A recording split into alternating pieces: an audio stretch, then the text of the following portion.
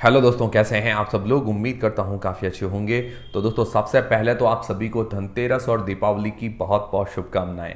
तो दोस्तों, आज के इस वीडियो के अंदर हम दो ऐसे स्टॉक्स के बारे में जानेंगे जिनको लोगों ने कभी भी लिया हो हमेशा उन्होंने बढ़िया रिटर्न बना के दिए हैं, और कुछ लोग इसको लेके भूल भी गए हों तो कुछ सालों बाद जमकर प्रॉफिट कमाया है उन लोगों ने। तो ये दोनों ही स्टॉक लार्ज कैप और रिस्क फ्री स्टॉक है। और दोस्तों, जानकारी मैं सारी आपको दे दूंगा, पर बाय और सेल का रेकमेंडेशन नहीं है। जो भी बाय और सेल करें अपनी रिस्क और अपना एनालिसिस लगा के ही करें। और इस वीडियो के अंदर हम शून्य प्लेटफॉर्म के बारे में भी बात करेंगे। शून्य बाय फिनवेजिया, जो कि एक सेबी रजिस्टर्ड प्लेटफॉर्म है जहां पर ब्रोकरेज है जीरो, मतलब शून्य है। जहां जीरो अकाउंट ओपनिंग चार्जेस, जहां zero AMC, zero call and trade fees, zero clearing fees, मतलब सारी चीजें जीरो है। इसका मतलब शून्य है। तो आगे वीडियो के अंदर इसके बारे में भी जानकारी लेंगे। सबसे पहला जो हमारा शेयर ले लेते हैं वो है टाइटन। तो अगर ध्यान से आप टाइटन के प्राइस चार्ट को देखते हैं, इसका जो मैक्सिमम प्राइस चार्ट है, जितने भी सालों का इसका प्राइस चार्ट है, 20-22 साल का, तो हमेशा इसने बढ़िया रिटर्न बना के दिए। इसका चार्ट देखिए आप, चढ़ता हुआ हमेशा, इसका ग्राफ काफी शानदार है। और इसने ऑल टाइम 2.52 रुपए पर लो बनाया था, और इसका ऑल टाइम हाई है 3352 रुपए। तो 20-22 सालों का तो रिटर्न देखें तो 1500 गुना के आसपास हो जाता है। पर इतना लंबा कौन जाता है, हम 5 साल का भी देख लेते हैं। 5 साल के अंदर 720 रुपए पे लो गया था, हाईएस्ट गया है 3352 रुपए पर। तो 5 साल के अंदर भी अगर आप देखें, लेके जो भी भूल गया है उसको भी 4 से 5 गुना जैसे रिटर्न देखने को मिले हैं। और 1 साल की बात करें तो 1 साल के अंदर भी काफी बढ़िया रिटर्न बना के दिए हैं। और ये स्टॉक जो है लार्ज कैप स्टॉक है, टॉप 20 स्टॉक्स के अंदर आता है मार्केट कैप के अनुसार। तो जितने भी लार्ज कैप स्टॉक्स होते हैं उनमें रिस्क बहुत कम होता है। तो कंपनी ऐसा क्या करती है कि इतना बढ़िया रिटर्न बना के दे रही है। तो देखिए, वैसे टाइटन का नाम काफी लोगों ने सुन रखा होगा, पर मैं और ज्यादा क्लियर कर देता हूं। ये कंपनी जो है वॉचेस, ज्वेलरी और आईवेयर मतलब जो चश्मे होते हैं, गॉगल्स होते हैं, वो ये मैन्युफैक्चर करती है। और ये तमिलनाडु इंडस्ट्रियल और टाटा का जॉइंट वेंचर है। टाटा का नाम आ गया, विश्वास काफी अच्छा हो जाता है। और अगर इसके रेवेन्यू की बात करें तो ज्वेलरी से ये करीबन 89% का रेवेन्यू जनरेट करती है। और ये लार्जेस्ट ज्वेलरी रिटेलर है इंडिया के अंदर। रिटेलर मतलब जो ये शोरूम खोल के रखते हैं जहां पर रेडीमेड ज्वेलरी मिलती है, तो लार्जेस्ट है ये। और इसके अंदर अगर इसके ब्रांड देखें तो तनिष्क सबसे बड़ा ब्रांड है, मिया, जोया, ये सभी इसके अंडर में आते हैं।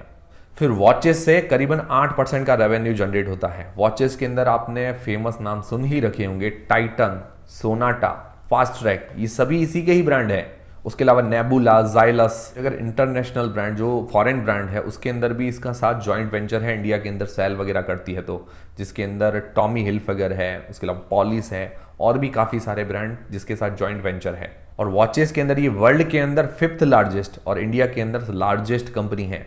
और 2% रेवेन्यू आई वेयर से जनरेट होता है। टाइटन आई प्लस और फास्ट ट्रैक, ये आपने नाम सुन ही रखे होंगे।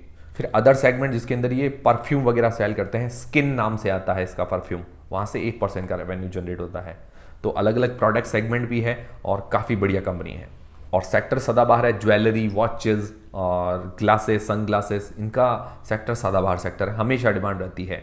और इसकी आरओई, रिटर्न ऑन इक्विटी है 30% की, और आरओसी है करीबन 25% के आसपास की। शानदार इसकी आरओई, आरओसी मिनिमम 15% होनी चाहिए, पर इसकी 30% और 25% शानदार है। और फाइनेंशियली देखें तो साल दर साल रेवेन्यू प्रॉफिट के अंदर ग्रोथ है, फाइनेंशियली काफ़ी स्ट्रांग नजर आ रही है। पिछले साल से अगर कंपेयर करें तो रेवेन्यू के अंदर करीबन 40% की ग्रोथ है, और प्रॉफिट के अंदर 50% की ग्रोथ है पिछले साल की तुलना में। और इसके प्रमोटर की होल्डिंग है करीबन 53% की, काफ़ी अच्छी होल्डिंग है। उसके अलावा FIIs, DIIs, सबकी होल्डिंग काफ़ी अच्छी बनी हुई है। तो देखा जाए तो सारे फैक्टर्स काफ़ी बढ़िया नजर आ रहे हैं। तो ऐसे जो शेयर्स होते हैं उनके अंदर रिस्क बहुत कम होता है, तो इस शेयर पर भी आप नजर बना के रख सकते हैं। बाकी बाय और सेल का कोई भी रेकमेंडेशन नहीं है।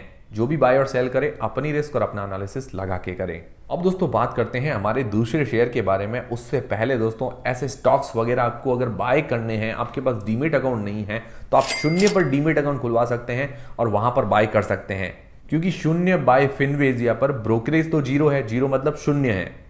Zero account opening charges, zero AMC, zero clearing fees, zero call and trade fees, मतलब सारी चीजें जीरो है, इसका मतलब शून्य है। इसीलिए इसका नाम भी शून्य है। और मैं आपको शून्य पर ब्रोकरेज भी कैलकुलेट करके दिखा देता हूं। जैसे किसी भी शेयर का बाय प्राइस है 1000 रुपए और उसका सेल प्राइस है 1100 रुपए, एग्जाम्पल के साथ आपको बता रहा हूं, और हमने क्वांटिटी ले ली 1000, तो हमारा टर्नओवर कितना हो गया, 21 लाख, क्योंकि हमारी क्वांटिटी 1000 है और 1000 रुपए में बाय किया है। तो अब हम कैलकुलेट करते हैं, तो अगर नीचे देखिए तो ब्रोकरेज जो है वो जीरो लग रही है।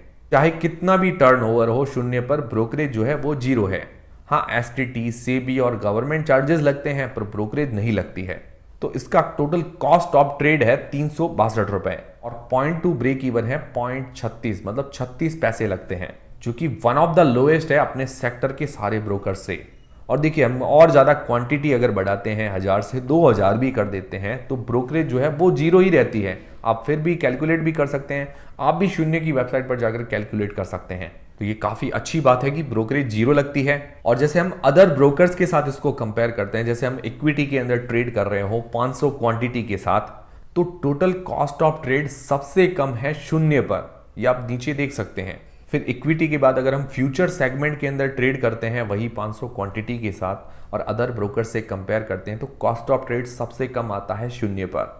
फिर ऑप्शन सेगमेंट के अंदर भी अगर हम इसको कंपेयर करते हैं तो कॉस्ट ऑफ ट्रेड जो है सबसे कम है अदर ब्रोकर के साथ कंपेयर करते हैं शून्य बाय फिनबेजिया पर। और भी हम शून्य प्लेटफॉर्म के बारे में जानकारी लेते हैं, उससे पहले हम अपना दूसरा शेयर ले लेते हैं पिडीलाइट। पिडीलाइट का नाम काफी लोगों ने सुन रखा है। अगर आप इसका मैक्सिमम चार्ट देखते हैं करीबन 20-22 साल का, इसने हमेशा रिटर्न बना के दिए। इसकी मतलब ये सदाबहार और ग्रोथ वाला चार्ट है। और इसका ऑल टाइम लो कितना है? करीबन 10 रुपए के आसपास। ऑल टाइम हाई कितना है? करीबन 2900 रुपए के आसपास। तो ऑल टाइम जो इसने रिटर्न बना के दिए करीबन 290 गुना के आसपास। पर इतना लंबा नहीं जाते हैं, हम सिर्फ 5 साल का भी देख लेते हैं तो 5 साल के अंदर 990 रुपए इसने लो बनाया था, 2918 रुपए इसने हाई बनाया है। तो 5 साल के अंदर भी अगर आप लेके भूल गए हो तो भी 3 गुना जैसे रिटर्न बना के दिए हैं।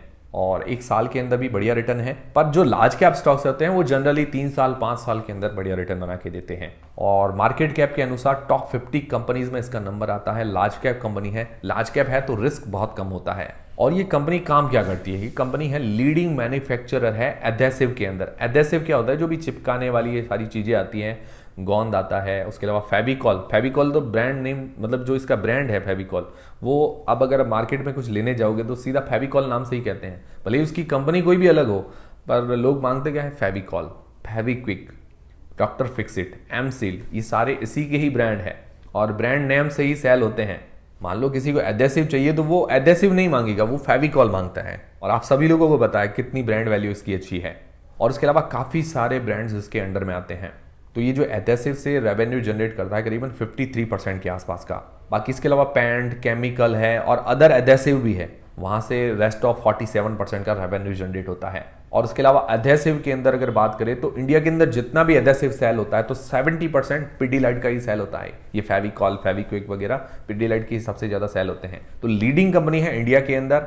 ROE है इसकी 18% की, ROC है 24% की, तो काफी अच्छी है। और इसके अलावा फाइनेंशियली काफी स्ट्रांग नजर आ रही है। रेवेन्यू प्रॉफिट के अंदर साल दर साल ग्रोथ है। पिछले साल की तुलना में कंपेयर करें तो 19% रेवेन्यू के अंदर ग्रोथ है, 5% प्रॉफिट के अंदर ग्रोथ देखने को मिल रही है। और उसके अलावा इसके प्रमोटर की होल्डिंग करीबन 70% के आसपास की है। FIIs, DIIs की भी काफी अच्छी होल्डिंग है। तो ये शेयर भी शानदार है, इस पर भी आप नजर बना के रख सकते हैं। बाकी बाय और सेल का रिकमेंडेशन नहीं है, बाय और सेल करें अपनी रिस्क और अपना एनालिसिस लगा के ही करें। तो ये थे 2 स्टॉक्स जिन पर आप नजर बना के रख सकते हैं और लार्ज कैप स्टॉक है, कम रिस्क वाले स्टॉक हैं। और भी ऐसे वीडियोस आते रहेंगे। और दोस्तों ऐसे शेयर्स वगैरह आपको बाय करने हैं तो आप शून्य प्लेटफॉर्म पर कर सकते हैं। शून्य की लिंक जो है मैंने डिस्क्रिप्शन के अंदर प्रोवाइड करवा दी है, वहां पर जाकर आप डीमैट अकाउंट खुलवा सकते हैं। और बात करें शून्य की तो शून्य रजिस्टर्ड है हर एक्सचेंज के साथ, NSE, BSE, MCX, NCDEX। तो शून्य के साथ हम हर एक्सचेंज पर ट्रेड कर सकते हैं। और उसके अलावा शून्य सेबी रजिस्टर्ड प्लेटफॉर्म है और NBFC लाइसेंस्ड भी है, तो ट्रस्ट का तो कोई इश्यू भी नहीं है। और शून्य जो है 2009 के अंदर फाउंडेड किया गया था और इसके AI बेस्ड एनालिटिकल टूल से आप मार्केट को प्रेडिक्ट भी कर सकते हो और मार्केट के अंदर की जानकारी भी जुटा सकते हो, जिससे आपकी ट्रेडिंग और इन्वेस्टिंग काफी आसान हो जाती है। और भी कई सारे फीचर्स हैं शून्य पर, तो देर किस बात की है, अभी ही डीमेट अकाउंट खुलवाएं शून्य बाय फिनबेजिया पर। उसकी लिंक मैंने डिस्क्रिप्शन के अंदर प्रोवाइड करवा दी है और इन सारे फीचर्स का आनंद ले। स्पेशली जो इनके चार्जेस है, brokerage charges, account opening charges, सारे शून्य हैं।